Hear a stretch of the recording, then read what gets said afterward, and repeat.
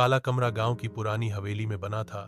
कहते हैं इस हवेली को एक अमीर साहूकार ने बनवाया था, लेकिन उसकी लालच और जुल्म की वजह से उसका पूरा परिवार रातों रात खत्म हो गया।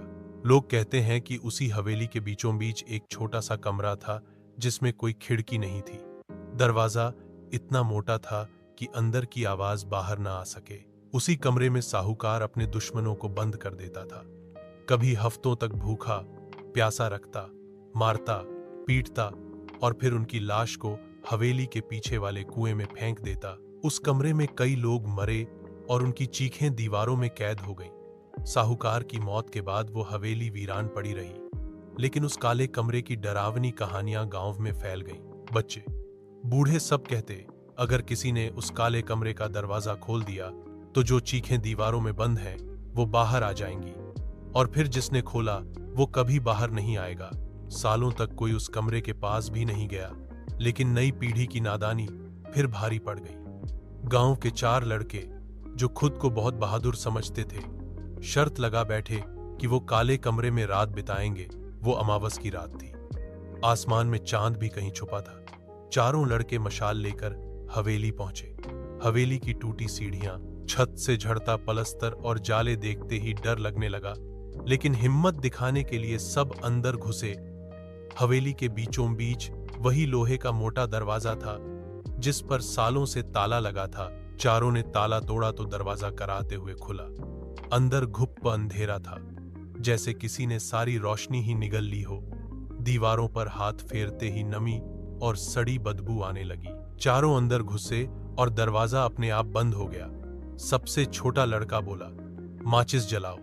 जैसे ही माचिस जलाई तो सबने देखा दीवारों पर खून के छींटे थे, कोनों में जंजीरें पड़ी थीं और फर्श पर अजीब से निशान थे। तभी एक दीवार से किसी के कराहने की आवाज आई, पानी बचाओ। सबने एक दूसरे को देखा। किसी के मुंह से आवाज नहीं निकली। अचानक दूसरी दीवार से लोहे के घिसने की आवाज आई, जैसे कोई अपनी हथकड़ी घसीट रहा हो। तभी कमरे के एक कोने में धुंधली सी परछाई दिखाई दी। वो इंसान जैसी थी, लेकिन चेहरा काला था। वो सरकते हुए लड़कों के पास आई और फुसफुसाई, तुम भी यहीं रहोगे। सबने दरवाजा खोलने की कोशिश की, लेकिन दरवाजा पत्थर बन चुका था। चारों ने मिलकर धक्का दिया, लात मारी, लेकिन वो टस से मस नहीं हुआ। तभी कोनों से कई और परछाइयां निकली। सबके चेहरे सड़े हुए, आंखें लाल और मुंह से काला पानी टपकता। चारों डर के मारे कोने में सिमट गए। तभी कमरे की छत से पानी की बूंदें टपकने लगीं, लेकिन वो पानी नहीं खून था।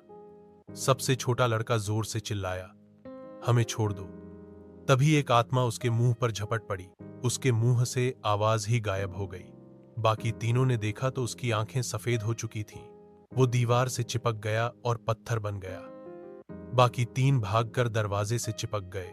तभी दीवारों से जोर जोर की चीखें आने लगीं, जैसे सैकड़ों लोग एक साथ चिल्ला रहे हों। उसी शोर में किसी ने फुसफुसा कर कहा, जो आया वो यहीं रहेगा। तभी दरवाजा खुद ब खुद खुल गया। तीनों जैसे तैसे बाहर भागे। पीछे पलट कर देखा तो अंदर वो छोटा लड़का दीवार में समा चुका था। उसकी आंखें अब भी खुली थीं। बाहर निकलते ही हवेली का दरवाजा अपने आप बंद हो गया।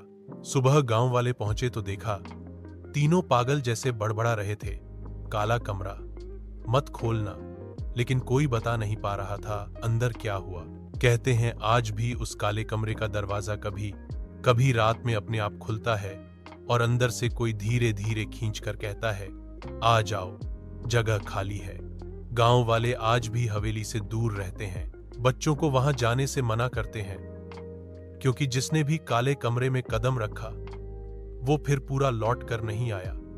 वो दीवारों में, जंजीरों में या कोनों के अंधेरे में हमेशा के लिए समा गया। अब हवेली खंडहर है, लेकिन काला कमरा अब भी जिंदा है, भूखा है। हर अमावस को किसी नई चीख का इंतजार करता है।